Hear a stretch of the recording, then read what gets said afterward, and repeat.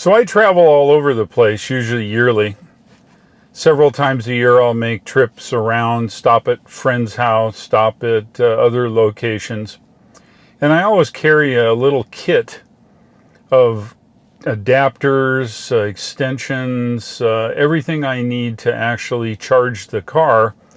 And it's not difficult to do, obviously.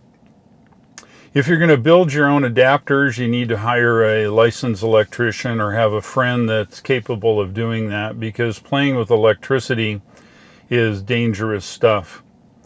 It's better sometimes to buy a given adapter to make it all work, but if you have the knowledge or you have somebody that has the knowledge, building your own adapters is really not a big deal. However, the problem really comes in trying to identify what you're going to plug it into. You know, almost every dryer plug is different. You'll find that every dryer's got some different configuration, perhaps different power level, different style, NEMA 630s, NEMA 1450s, you name it. I've seen just about everything. However, there are some plugs you can buy that have multiple types of plugs and prongs, and you could build your own. But again, unless you're a licensed electrician or have knowledge of that, I do not recommend that you build your own adapters.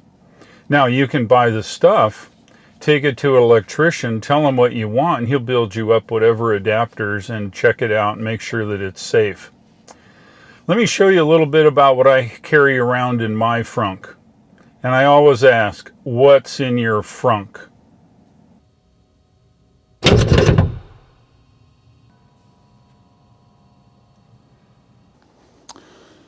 So I ask, what is in your frunk?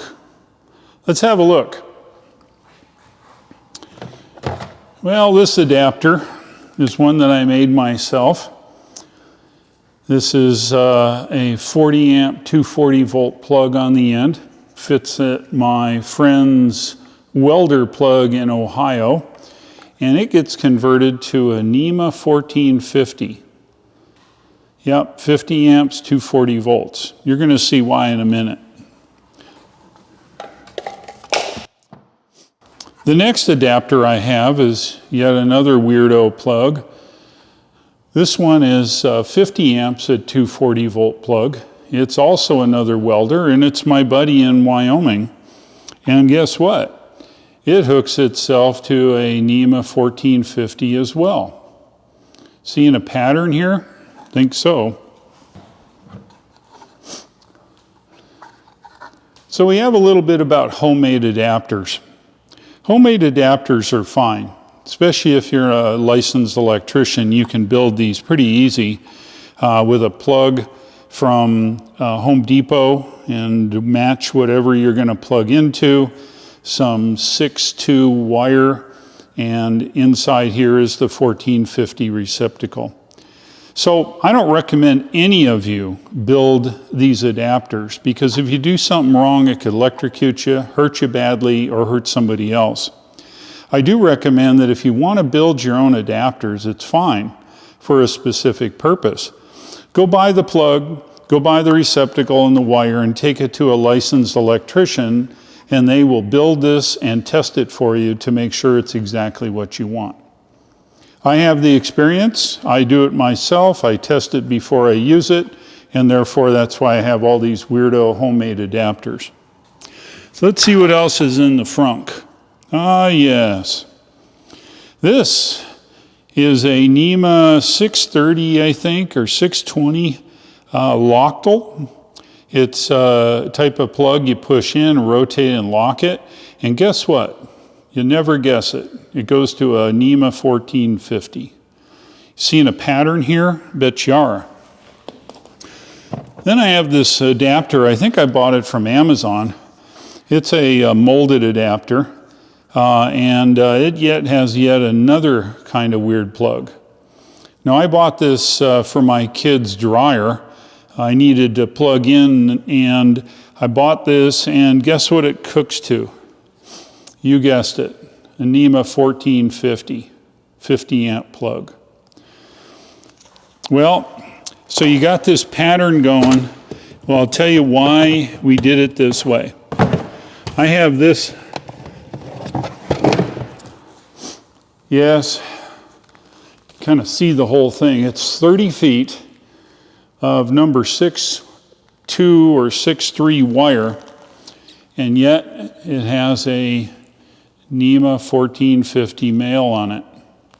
And on the other end, you'll never guess, is also a NEMA 1450 receptacle. So what goes on here is those adapters hook into the source of power and convert it to a NEMA 1450. I use the extension cord here and extend the power 30 feet because the mobile connector is only good for 20 feet. You'd have to park the car on the lawn or in the backyard or on the side of a house to actually get to it. But having this extension cord is the way to go. Yeah, it's heavy. It's 25 pounds, but it's certainly worth having. Now, one of the things you gotta have is this. This is your regular old 120 volt standard plug and a receptacle. And of course you need this to extend 120 volts just in case there is no other power available that you need to hook up to. So I always carry one of those. Now, being an engineer, I can build my own adapters. And again, I don't recommend you build your own adapters. I think you need to go to a licensed electrician and have them do it for you, or know somebody that actually has the ability to do that. But I usually carry around a 1450 receptacle just on the outside chance that I really do need to hook it up to something strange. I'll keep one of these in the car just in case. So last but not least is the mobile connector. The mobile connector comes in the car, comes in with every Tesla, and as you've probably seen before, this is the end that actually plugs into the Tesla.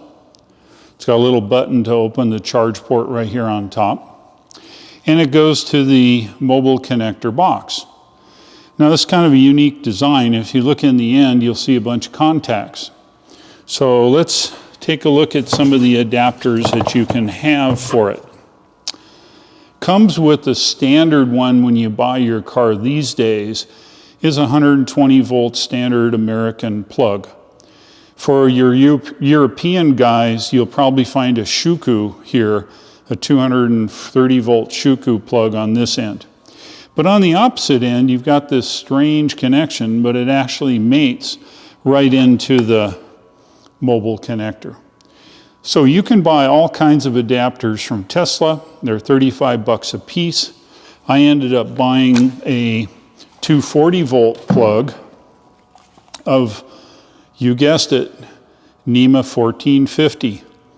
So since my extension cord's a NEMA 1450 and all my adapters convert to it, it makes a lot of sense to buy the 1450 adapter, and of course it plugs into the mobile connector.